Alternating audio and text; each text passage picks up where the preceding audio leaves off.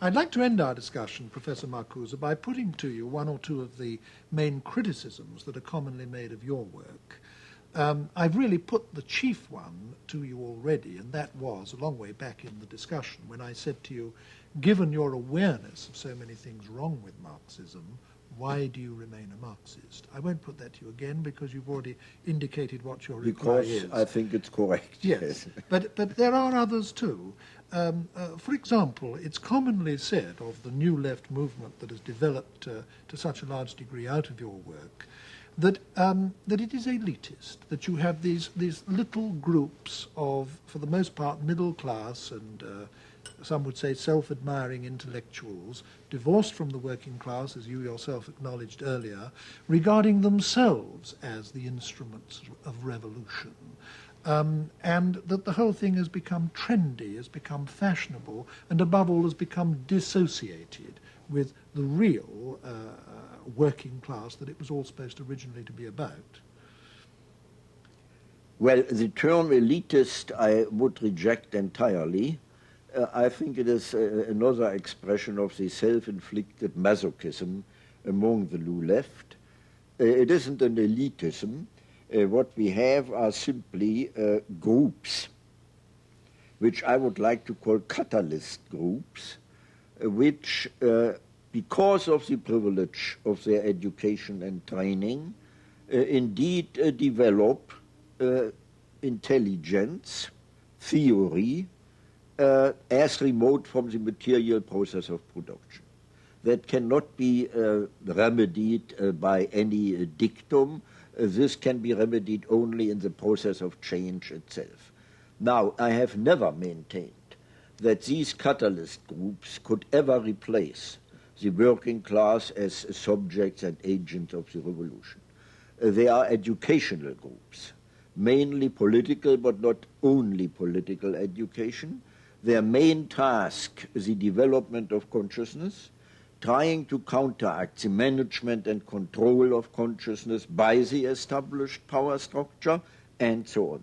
But they are certainly not a substitute for the working class itself.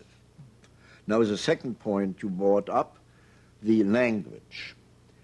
To a great extent, now, I this agree. was, if I may stop you here, Professor Marcuse, this was something I said to you before we went on the air to tape this program.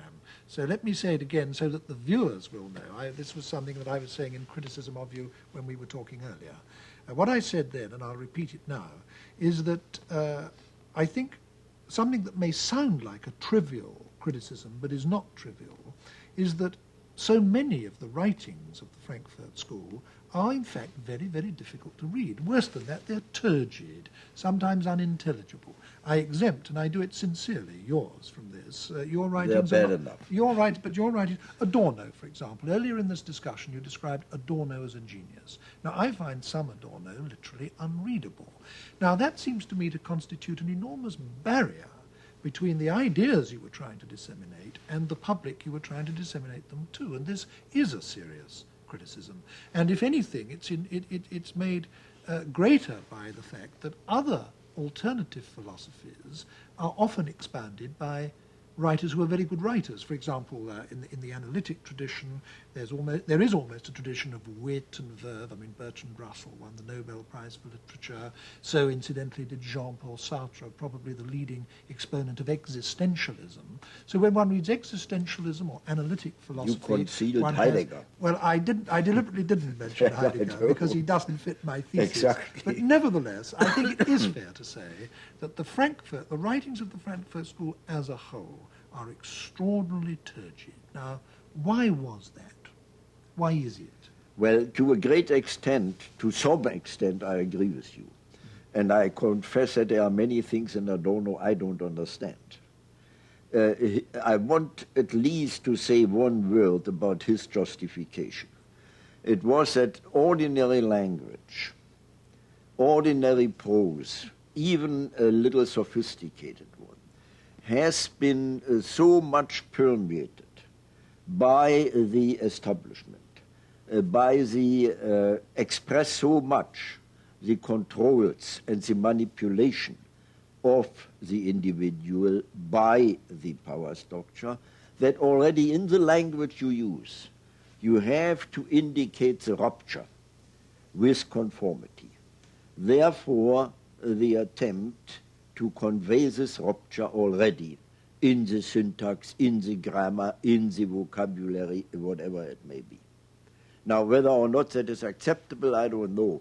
The only thing I would say, there's an equally great danger in premature popularization of the terribly complex problems we face today. We've reached the end of our discussion now, Professor Marcuse, but to close, I would like to put a personal question to you, and I do it because you've had an experience in life which must have happened to remarkably few human beings in history. You've spent almost a whole lifetime as an academic, known to a comparatively small circle, your pupils, the readership of the rather specialized readership of your books and articles. And then suddenly, when you were literally nearly 70, you became, almost overnight, one is tempted to say, a world figure. Now, this is an astonishing thing to happen to anyone. What was it like to have it happen to you? Well, on the one hand, I enjoyed it tremendously.